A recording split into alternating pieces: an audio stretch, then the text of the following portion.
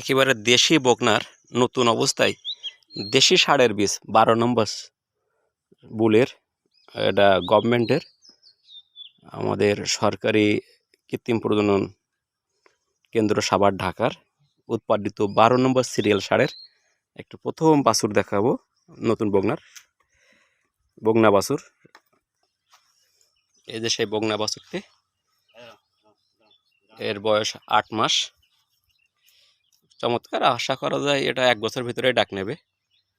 আমরা এই দেশি গাভীর আরও একটি দেশি গাভী, যাকে ফ্রিজিয়ান 75% বীজ দেওয়া ছিল সম্ভবত, তার নাম্বারটা নেই।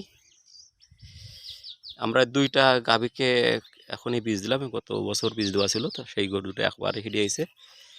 আর এটা যে 75% বীজ দেওয়া ছিল সেটা কেবল সেটা দেখাচ্ছি। এই যে দুইটা দেশি গাভী পালা আসলে অনেক লাভ, যদি ভালো ভালো বাছুর হয়।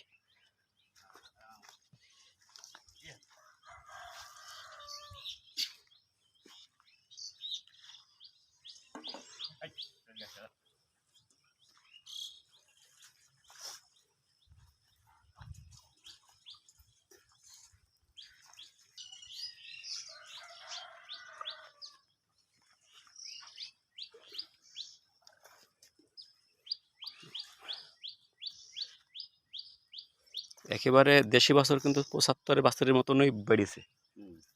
আর এই যে ষাঁড়ের নাম্বারটা ছিল 12। আমরা ওই সাদা বকনাটারে বীজ দিয়েছিলাম নতুন বকনা অবস্থায়, সে কার্ডটাও আজকে আমরা দেখালাম। এদেরকে কি ওষুধ দেওয়া হয়েছে চাচা? এই যে একেবারে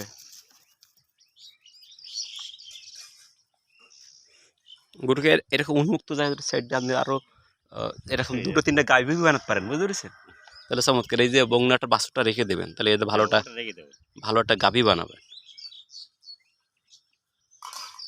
3-4টে যদি আপনি যে হ্যাঁ হ্যাঁ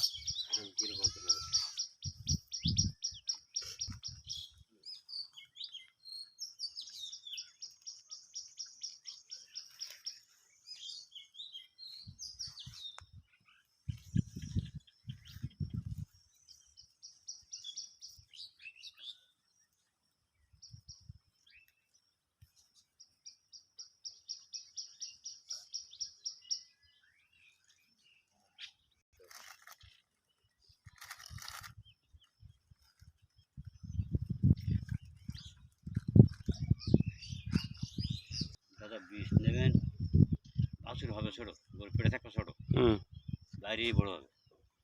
ও বাছুর কিরম বাছুর এই স্যার? এই বাছুর বাছুর ভালো হয়, ভালো হয় না?